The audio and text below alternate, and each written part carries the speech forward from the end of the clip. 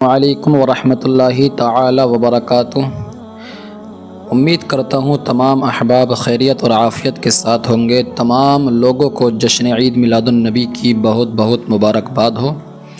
اس مہینے میں ہمارے اور آپ کے پیارے آقا صلی اللہ علیہ وسلم کی پیدائش ہوئی، یعنی آپ اس مہینے کے اندر دنیا میں تشریف لائے، تو اس لیے مبارکباد دینی بھی چاہیے، کیونکہ حضور کی پیدائش کا دن ہے۔ اللہ فرماتا ہے وَأَمَّا بِنِعْمَةِ رَبِّكَ فَحَدِّثْ، یعنی اپنے رب کی نعمتوں کا چرچا کرو۔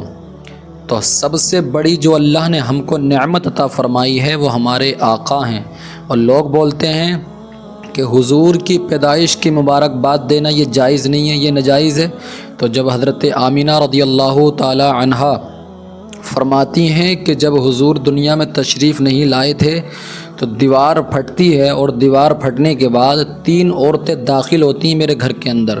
تو میں نے ایک عورت سے پوچھا کہ تمہارا نام کیا ہے؟ تو انہوں نے کہا مجھے آدم کی بیوی حوا کہا جاتا ہے۔ پھر دوسری عورت سے پوچھا تو انہوں نے کہا مجھے عیسیٰ کی ماں مریم کہا جاتا ہے۔ اور جب تیسری عورت سے پوچھا تو انہوں نے کہا مجھے ابراہیم خلیل اللہ کی بیوی اسماعیل ذبیح اللہ کی ماں کہا جاتا ہے، ہاجرہ۔ تو آپ نے پوچھا آپ کیوں آئی ہو، کس لیے آئی ہو؟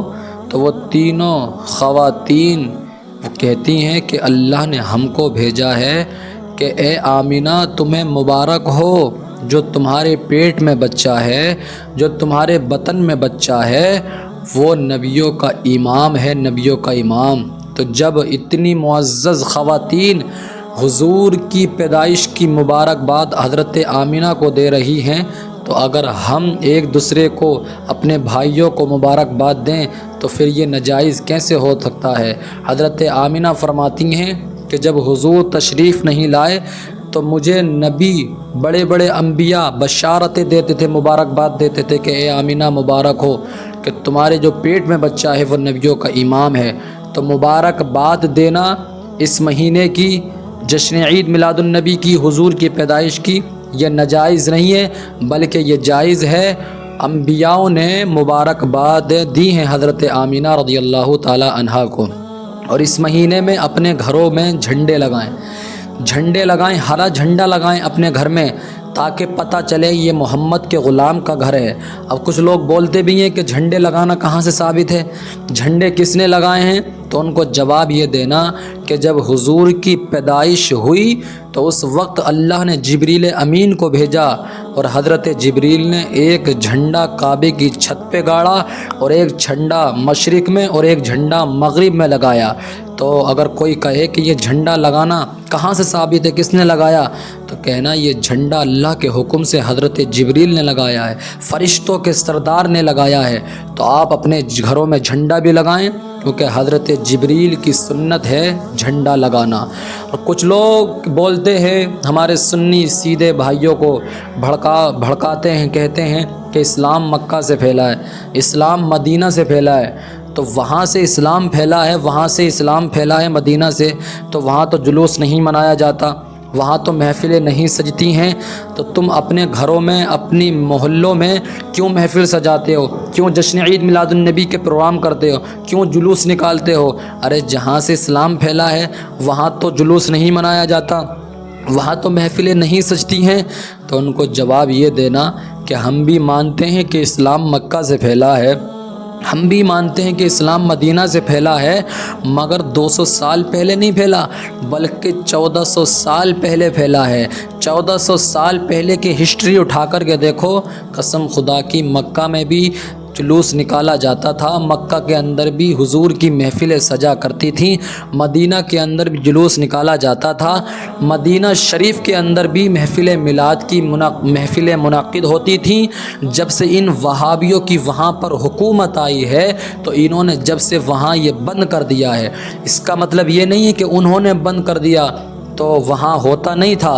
200 سال پہلے کی تاریخ دیکھو اٹھا کر کے، مدینہ میں بھی میلاد ہوتی تھی اور مکہ میں بھی ہوتی تھی، اور آج بھی الحمدللہ جو لوگ وہاں جاتے ہیں اس مہینے کے اندر، ربیع الاول شریف کے اندر جو عمرہ شریف کرنے کے لیے جاتے ہیں، وہ لوگ جانتے ہیں کہ آج بھی الحمدللہ مدینہ شریف میں جیسے ہی ربیع الاول شریف کا مہینہ آتا ہے گھر گھر میں محفل میلاد کا پروگرام ہوتا ہے آج بھی الحمدللہ۔ تو اس لیے آپ حضرات کسی بدعقیدہ کے بہکابے میں مت آئیں۔ کچھ لوگ بولتے ہیں کہ یہ محفل سجانا کہاں سے ثابت ہے، بہرحال تو ہمارے سیدھے سادے سنی مسلمان جو ہے ان کے بھڑکاؤ میں آ جاتے ہیں، اس لیے ایسے بدعقیدہ سے دور رہیں۔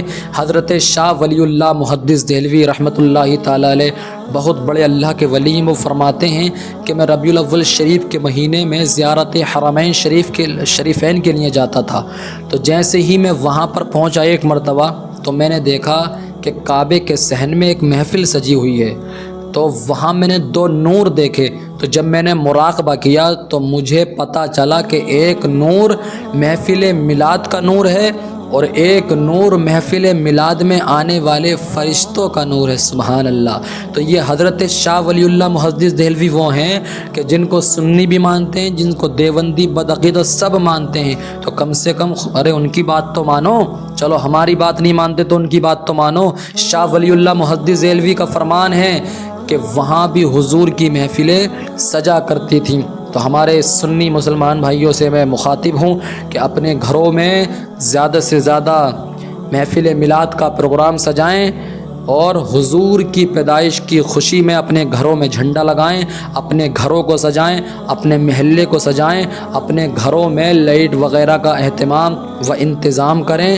ارے حضور کی پیدائش کی خوشی تو ہم مناتے ہیں، مگر جیسے ہی حضور کی پیدائش ہوئی تو ابو لہب نے جو ایمان نہیں لایا، جو حضور کا چچا تھا، جو ایمان نہیں لایا، جس کی مذمت قرآن پاک کے اندر ہے، تبت یدا ابی لہب و تب، یعنی ابو لہب کے دونوں ہاتھ تباہ برباد ہو جائیں، تو جیسے ہی اس کی باندی سویبہ نے ابو لہب کو خوشخبری دی کہ تمہارا بھتیجا پیدا ہوا ہے، تو اس نے اپنی باندی سویبہ کو آزاد کر دیا خوشی میں۔ تو جب اس کا انتقال ہوا تو حضرت عباس فرماتے ہیں کہ میں نے اسے خواب میں دیکھا، اور خواب میں دیکھنے کے بعد پوچھا کہ قبر میں کیا گزرا، یعنی تمہاری قبر کی حالت کیا ہے؟ تو ابو لہب کہتا ہے کہ اللہ مجھے بہت زیادہ عذاب دیتا ہے قبر میں، مگر جیسے ہی پیر کا دن آتا ہے، دوشنبے کا دن آتا ہے، تو اللہ میرے عذاب میں کمی فرما دیتا ہے، میرے عذاب میں تخفیف فرما دیتا ہے۔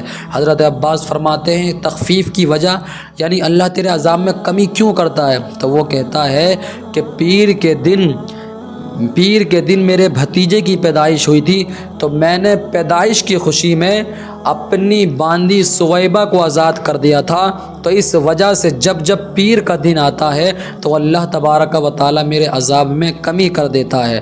تو جب ایک ایمان نہ لانے والا، جس کی مذمت قرآن میں ہے، جب کافر حضور کی پیدائش کی خوشی مناتا ہے تو اللہ اس کے عذاب میں کمی کر دیتا ہے۔ تو ہم تو غلامان محمد ہیں، ہم تو حضور پہ جان نچھاور کرنے والے ہیں، ہم تو حضور کے عاشق ہیں، تو اگر ہم حضور کی محفل میلاد اپنے گھروں میں سجائیں گے، اگر ہم حضور کا چرچا اپنے گھروں میں کریں گے، تو انشاءاللہ ہمارا ایمان و یقین ہے کہ یہی محفل میلاد انشاءاللہ قبر میں ہماری نجات کا ذریعہ بن جائے گی۔ حشر تک ڈالیں گے ہم پیدائش مولا کی دھوم، مثل فارس نجد کے قلعے گراتے جائیں گے، خاک ہو جائیں عدو جل کر مگر ہم تو رضا، دم میں جب تک دم ہے ذکر ان کا سناتے جائیں گے۔